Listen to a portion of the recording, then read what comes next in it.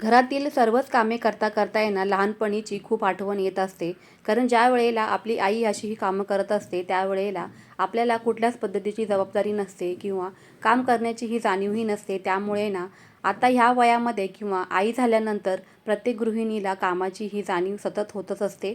तर चला असो, तर ह्या कपड्यांच्या घड्या घालून झालेल्या आहेत आणि कपाटामध्ये कपडे गेलेले आहेत आपापल्या जागेवरती. तर अशा पद्धतीचे ऑर्गनायझर तुम्ही कपाटामध्ये बघितले असतील तर ते मी मिशोवरनं मागवलेले आहेत. तर खूप स्वस्तही आहेत आणि खूप छानही वाटतात या पद्धतीने कपडे ऑर्गनाईज केल्यानंतर. तुम्हालाही आवडले असतील तर मिशोवरती खूप स्वस्त आहेत बरं का. चला तर कपडे ठेवता ठेवता आहे ना इथे मला वजन काटा सापडला. तर वजन सध्या मी वेट लॉस जर्नीवरती आहे. तर तुम्हाला मी आत्ताच काही वजन शेअर करत नाही, नंतर काही कालांतराने शेअर करेलच.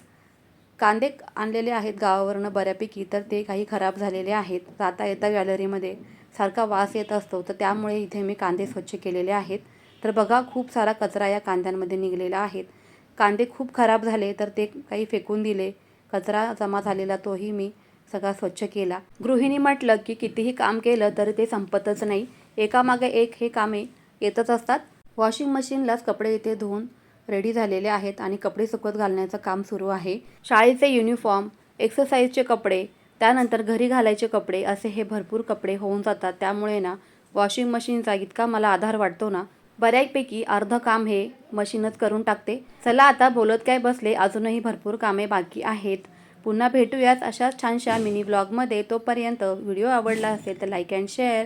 लवकरच पुन्हा भेटूया. तोपर्यंत बाय.